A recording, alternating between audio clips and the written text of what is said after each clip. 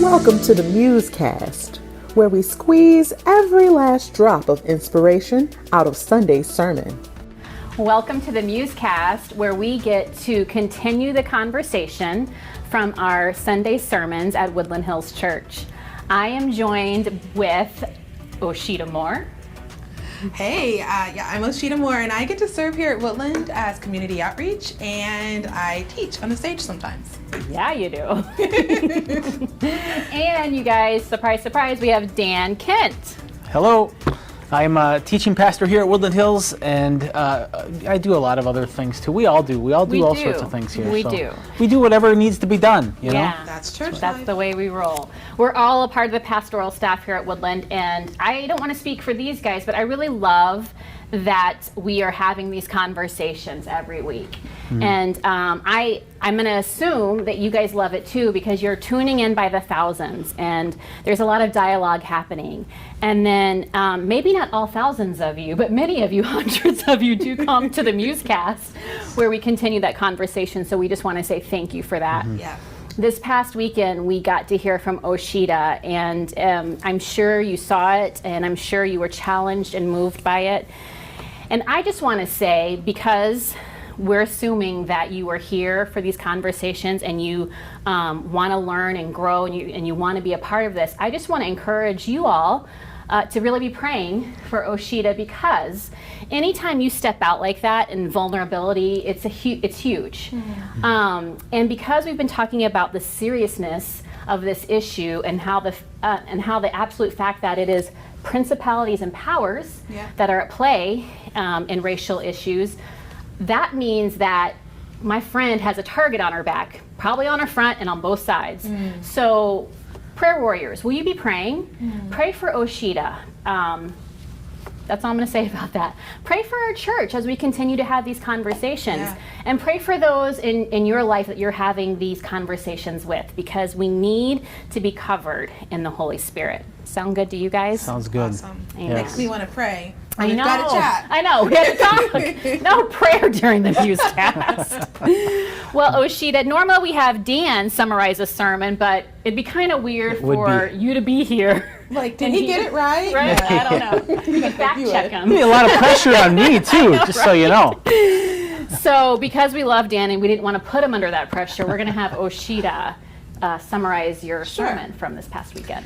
So I preached on two passages. I preached on Ephesians 6:12. The first part of it, we focused in on we wrestle not against flesh and blood, and we talked about how in this work of anti-racism, of dismantling white supremacy, we as kingdom people remember that we don't fight against flesh and blood.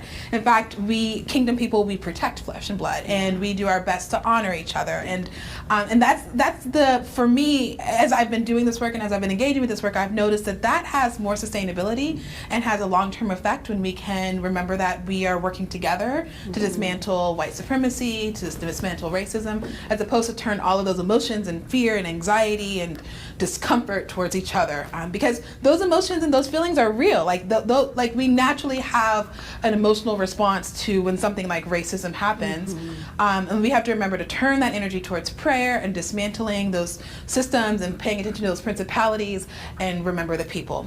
And then we moved to look at John 13, where Jesus washed the disciples' feet as our guide for the kind of posture that we want to take. And so I spoke from my perspective as a Black woman who's committed to being a kingdom person in this work. I call myself a anti-racist peacemaker, because I'm choosing to make peace in this area. And so we looked at 4 different responses that we see in Jesus's ministry to his disciples when he washed the disciples' feet. And so I talked about how I saw humility in Jesus and confidence in Jesus, truth-telling in Jesus, and invitation in Jesus washing the disciples' feet, and how that was such a humanizing moment, and that this work together, this kingdom work, we are holding on and claiming humanity for the sake of Black human dignity, and for reconciliation in our church and in our country. And so that was the sermon, and I shared a lot of stories. You did, and it was amazing, and I loved it. Dan, I know you loved it too. Oh, it was incredible. I mean, right? It was incredible. I can only imagine. Yep. So share with us your response. Yeah. Just Osheta's sermon, to Osheta, to what she's just saying in her summary. Just share your heart with us. Well, first of all, before I share my thoughts, I just want to thank you for sharing yourself and just your vulnerability brings a power to the word that the word itself would just be empty without. And that takes courage. And especially in your situation where you talk about growing up as a black person in a white context, and here you are, you're still in primarily a white context here, and it takes a lot of courage to, as you said, to be your full black self in a white context. And I'm not sure if you were able to do that, but you certainly demonstrated incredible courage, and I think that we're all better for that. So thank you for that. A couple of thoughts. My goodness, the stories about your kids. The first time when you shared it, I was emotional listening to it. But even today, as I listened again, I'm like, well, okay, this time I have to listen to it scientifically. But still, again, I got emotional again. So, and I think that's really important, because I think what I've found is the more that I journey down this road of understanding sort of the racial issues that we're having, is I'm hearing all of these testimonies from black people who feel like they have been hurt and constrained by white supremacy, racism, and so forth. And I hear that coming from this direction, but then I also hear from another direction. I hear a lot of people who are kind of downplaying or minimizing the relevance of racism. And those are people that aren't necessarily evil or anything like that. They just, they don't understand, or they have a different perspective. And I think what's really powerful about your sermon is that you have these kids who are doing these things, and you see Trayvon Martin in your own kid, and you hear what your daughter says, and that's a test. Those are testimonies. And what happens is, when we come and try to explain racism away, you're basically saying, okay, it's not really racism, it's just an economic issue, or it's something else. Whatever it is, whatever narrative you bring to that, you're interpreting a testimony through the lens of a narrative. And I don't think that is how we should interpret testimonies from a kingdom perspective. I think we should use testimonies as a way to check our narratives. Yeah. And that's why I think it's so powerful to share those stories, because I can't legitimately come into a situation where a little girl who probably hasn't had philosophy training, probably hasn't had rhetoric training, says, what are they going to do to me as a black girl? Yeah. I can't just say, well, here's what's really happening. Why is it that this little girl is feeling that way? There's a reason why she feels that way. And all of my explanations and all of my ideas don't mean anything if it doesn't realistically account for why she is experiencing what she's experiencing. And so I think that's one of the reasons why I loved your sermon, is I think that we need more of those narratives, or those testimonies, because it's those testimonies, I think, that will bring about the most change in the long run. And also the second thing I want to say is that and I don't remember exactly how or where, but somehow I came out of your sermon feeling very hopeful. And I just, even though part of me feels like the whole world is on fire and it's falling apart, part of me also feels like, man, there's this hope I have for racial reconciliation that I haven't had before either. And I don't know exactly what it was about your sermon that left me like that, but I do. I feel hope. So.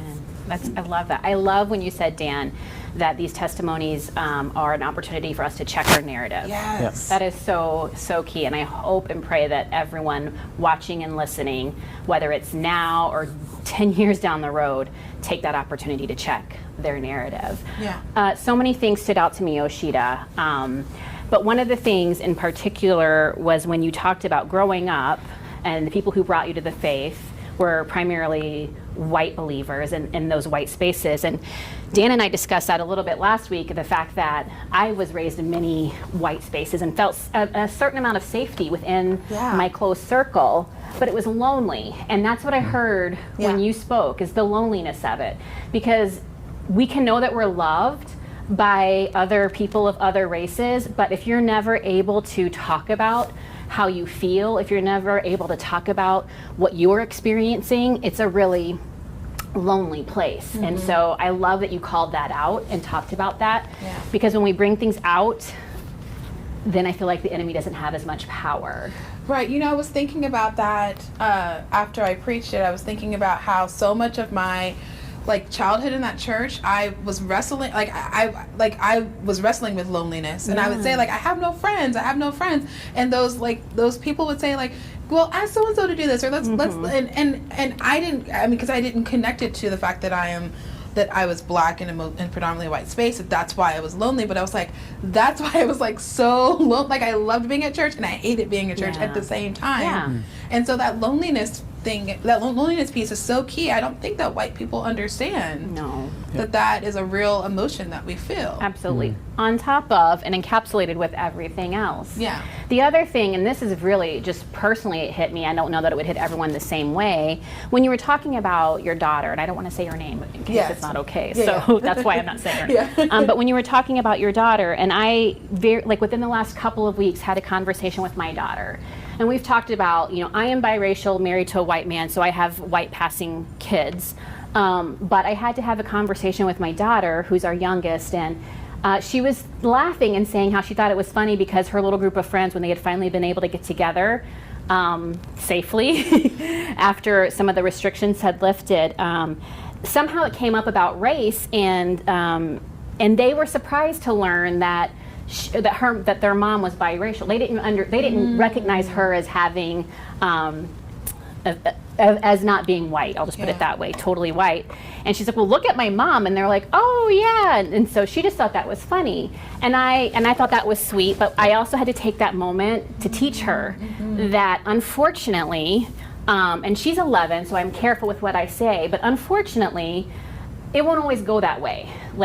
There will be people that assume a certain thing about you because you're white passing, and then when they discover that's not completely true, it won't go as smoothly or even as welcoming or as loving as it did. And so that's such a hard place as a parent to have to teach those lessons to your kids. Right. And I think that's what I was trying to communicate, was that I was trying to teach my kids how to survive, but all of my fear for theirs, I did it the wrong way, because they were aware, they're now aware of their black identity, but it was also bound up in this deep fear. And so I think that was a part of I wanted to recognize that there is an important teaching that we have to do as brown parents, but there's a way of kind of helping them understand the world and be careful, like you said, that doesn't make them afraid or hateful or of their white identity, because my kids, your kids, are part white too, right?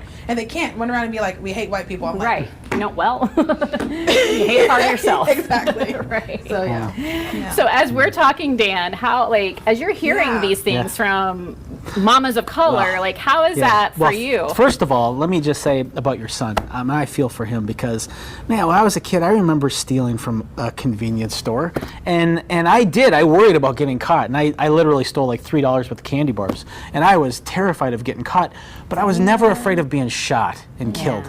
And that's just a whole nother level of I don't have to worry about that. And that's just that one example. And there are endless examples of things that the experiences are just totally different. And that has a cumulative weight on a person's psyche and on their kind of analysis of what they should invest themselves in and what is my return on investment for doing things. And as a white kid growing up, it's I could just go have fun and there might be consequences for what I do, but the consequences are this big, not this big. And that's a totally different equation that I run when I make choices. And when you add up a different equation like that through all of life, it's no wonder why we end up with a totally different interpretation of what the world is like. And that's where, again, come back to testimonies. We need more testimonies so we can understand each other better. Absolutely. And so that we can hopefully change the equation so that we're all kind of we don't have to worry about getting shot for stealing a candy bar Right. or a pair of sunglasses. Right. And, so. Yeah, it seems like your punishment would be equitable to the crime, right. Yeah. right? Yeah. But that's not always the case. Yeah. And so something you just said, Dan, sparked something that you said in your message, Osheta, that I would love for us to dialogue a little bit about. But it's about the fact that our liberation is tied together. Yeah. And I love that. Yeah. So as black, brown, white, male, female, whatever, like our liberation is tied together. Yeah. Do you want to expound upon that a little bit more, or do you want to go for it first, Dan? Why don't you start? Ping pong. Well, I mean, so I think the biggest aha moment for me was this: we are all susceptible to the principalities, and that the principalities would love nothing more than to keep us bound up in our fear and our hatred and our distrust of each other, and keep us separated from each other. And so the system of white supremacy, yes, like the first word is white, but like not just white people are influenced by white supremacy. Black people are influenced by white supremacy. It's different. Right. White supremacy. It's different. Like our experiences, our oppression because of it is different.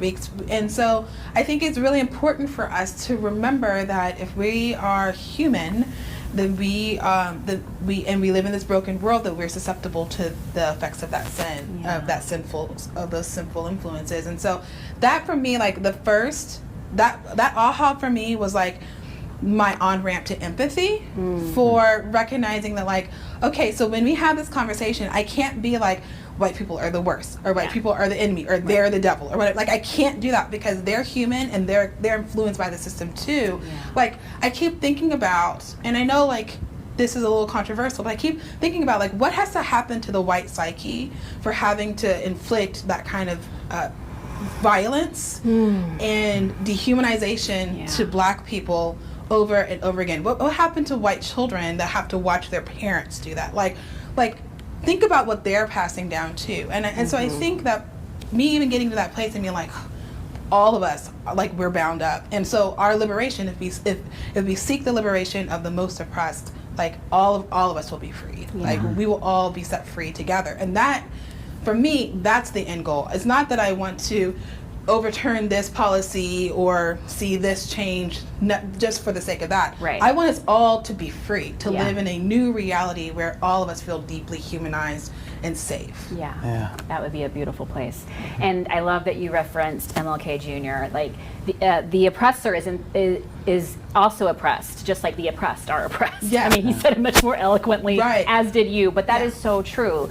Oppression affects the oppressor and the oppressed, and so we have at least that in common. Right. And if we So- can kind of get to that place and recognize and kind of put language to both of our pain, I think that builds a trust for us, where then we can hear each other's testimonies and believe them. That's right. And that we can start moving forward and saying, like, that's your experience, this is my experience.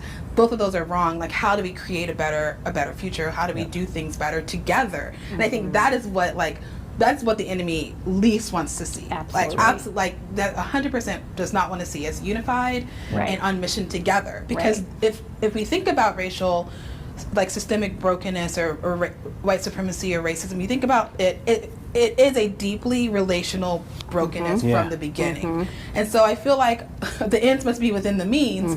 So if the means is relational wholeness, then we have to do this together. Yeah.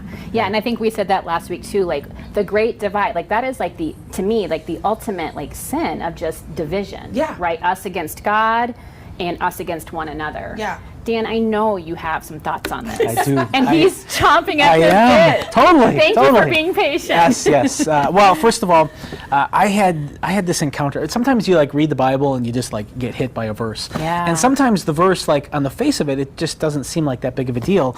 And then suddenly you just see something in it. And I had that when I was reading Ecclesiastes.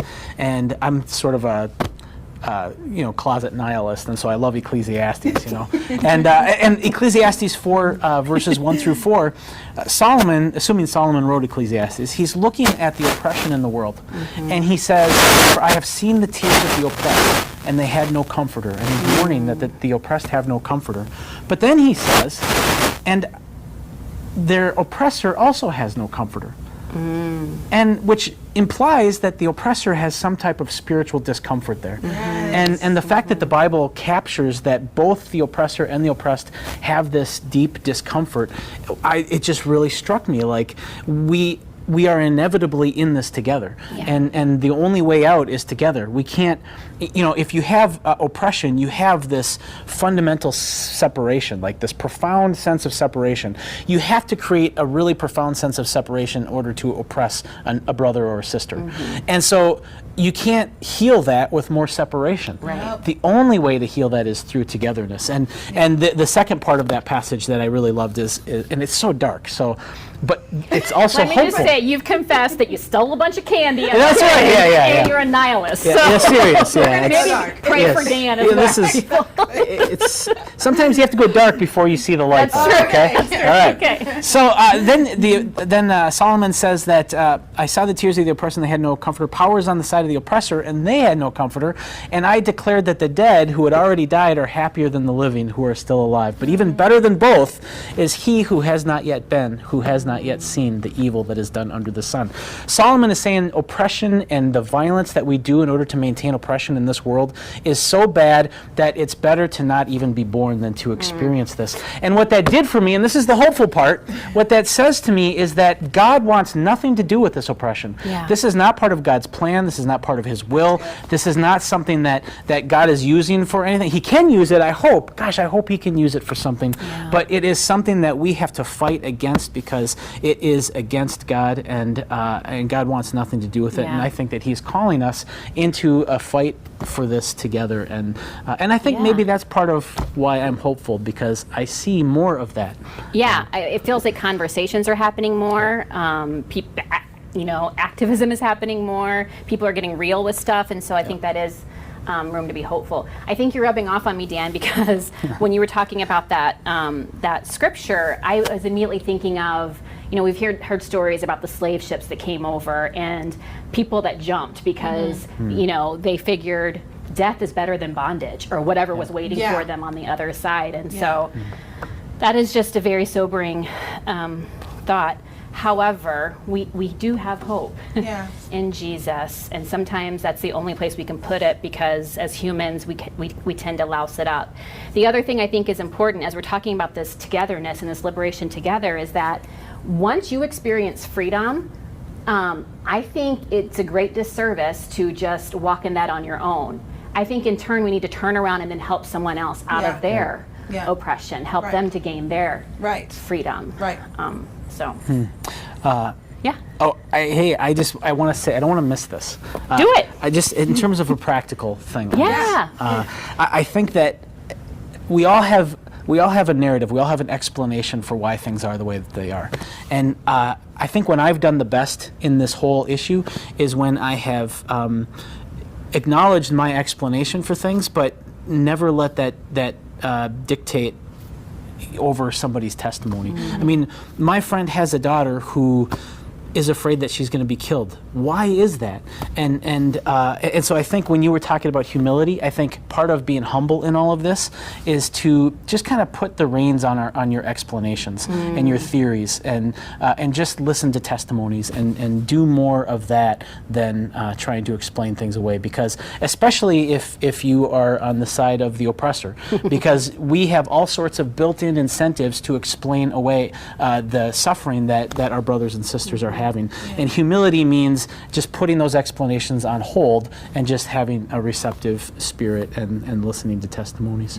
Yeah, we don't need white splaining. We don't. Can I say that out no, loud? We don't need white. But I do think we need white spaces. Absolutely. For white people to kind of say, I have this theory, I had this thought, like with other white people, and kind of like process it a little bit. I think that those are actually really helpful, and I've said that before in our practical times, because I do think that there is something about like getting to the nitty gritty and saying like, okay, so I've always thought this, but I don't want to say this to my black friend because it's going to deeply offend them and it's going to make it harder for us to feel together. So how do I, in White Fragility, Robin DiAngelo's book, she talks about this practice. Like, how do I talk this over with another white person who's committed to anti-racism so that she can kind of say, well, there's this, let me pull this thread out and this, and so now we've looked at it from all angles. Now you know why you initially went there. So now you can go like, engage with your black brother or sister, your black friend, and talk about this thing and not bring all of your like emotional like weight to it. I think that's even a practice of humility, of saying,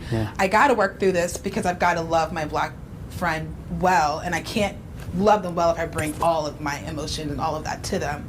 So I think, you know, we don't need white splaining, but we do need spaces for white people to feel like it's okay for their own testimonies. Absolutely. You know? And the grace to allow that. Yeah. Because again, our liberation is tied to one another. Right. We can't be set free if we can't tell the truth. Amen to that. All right, I'm going to volley this one up, and you guys can duke it out over who's going to. But another key point in your sermon, Osheta, as if you didn't know, was that, and also last week, and really the whole point of that Ephesians 6 passage is that our fight is not against flesh and blood. We cannot make enemies of one another, and so.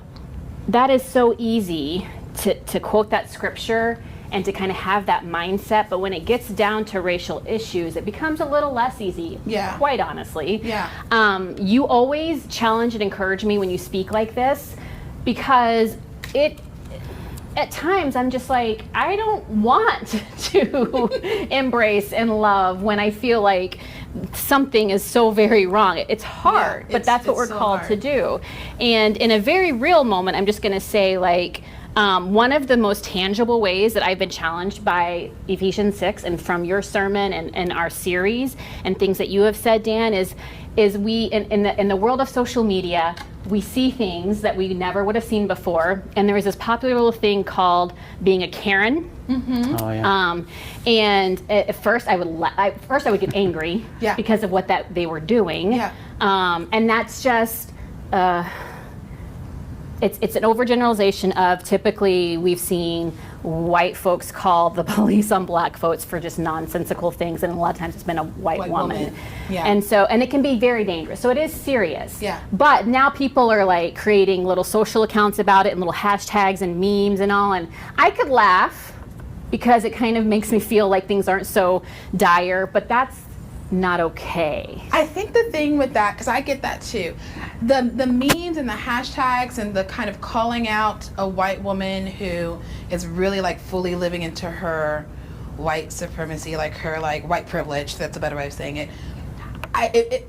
We feel seen. Like, I'm like, oh, like, okay, yes, everybody, do you see this? Now we have a word. See how ridiculous this is? Like, isn't she the worst? Like, and it's that loneliness piece of like, I'm coming to social media, I kind of feel lonely, or I kind of feel like nobody understands, and now we have this term for.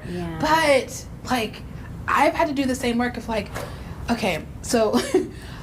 Although that has like a momentary like rush of like, yes, validation, like that kind of attitude, that posture, if you will, towards white people is one that automatically makes them my enemy, because they are now representing all the things that have made me feel lonely and isolated. And so like I have a kid who is like, he loves to talk about Karens, like it's a thing, because it's a thing, it's a real and I'm thing. like, you cannot, like, we in our home we can't. So I totally get that. So I don't know if that was a volley. No, it's good. It's tough. And let me just say, I just want to say, like, if your name is Karen and you're watching the MuseCast, that's not. I'm so sorry. That's not what we mean.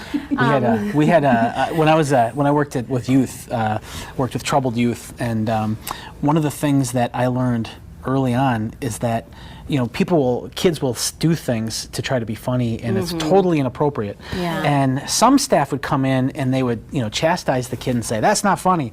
And but the fact is that a lot of times it really was funny. And so what I came to do is that I came to say, you know, that's really funny, but just because it's funny, it doesn't mean that it's appropriate. Right. Yeah. And that's the way I feel about the Karen stuff, because Yeah. I do think it's funny. Yeah. I do, but Yeah. it's not, I don't think it's helpful in the long run. It's really not. And so, Dan, bring us home on this whole concept Yes. of not making enemies of each other in regards to race. What is give us the 1-2 punch. What would you? Man, I don't know. There's so many levels to it, but I'll say this. I think we have to trust in the potential of each other, and that if somebody is being oppressive, that means that they have a whole system that is helping compel that behavior. And if somebody is, maybe a minority or black, and they're not thriving in society, and they're saying part of the reason why they're thriving is because they don't have the same opportunities or whatever testimony that they have, I think when we make the principalities and powers the enemy, it opens us up where we can just trust that they have the potential to thrive and they have the potential to do well, and that maybe there's something to the testimony that they're sharing. And I think the onus is on a person who's part of an oppressive part of the culture to be receptive to the testimony of people who are a part of the oppressed part of the culture. And so I think the onus is on someone like me to be more likely to listen than to explain away or to white-splain. Not that my own perspective isn't valid, No, but it is. I It think is. that the posture of listening is going to be a big step, and I think that's part of what it means to make sure that the person isn't the enemy, but the principalities and powers are. Amen. Amen to that. Osheta, in your summary, you mentioned 4 ways in which Jesus responded. Yeah. And I'm just going to say them really quickly. Unless, Dan, do you want to take those away? Nope. Okay. So you said he responded with confidence, and I love that because you said he knew that he was held by the Father, therefore he could Beautiful. hold others. That was beautiful. And I think if each of us could know that we're held by the Father and therefore hold space for others and hold others, it would just be a really remarkable thing. He responded with humility. Dan, that is like your wheelhouse. Well, yeah, it's and the way you set it up too is exactly right, because you can't have the type of humility that Jesus teaches without also believing that you are held by Jesus. Yeah. Being able to sacrifice for others, being able to put my own explanations aside, being able to just trust a person, even though I totally disagree with their lifestyle or whatever. I have to be secure in Christ in order for that to even be possible. And the fact that you talked about both of those together, I think, So is good. key. Yeah, amen. Respond with truth and respond with an invitation. And so if you are like, what is she talking about? Go watch the sermon. You'll see it. That's all right there. I would love for us to end with the way that you said that you started whenever you teach a racial reconciliation class. I Yes. just love that. So let me just say thank you for joining us. We appreciate it. We'll see you back here next week. And we are going to end with this welcome. Do you want me to lead us in it? Yeah. Okay. So she'll lead us and we'll Oh, good, we'll good, good, respond. good. Yeah, Why good. not? Okay. Hey, I love you. I love you. I love you. I think you're smart. I think I you're think you're smart. so smart. I'm going to believe the best about you. I'm going I'm to gonna believe the best about you. We can do this together. We And can we can do this together. together. Thanks for joining Bye, us, guys. friends.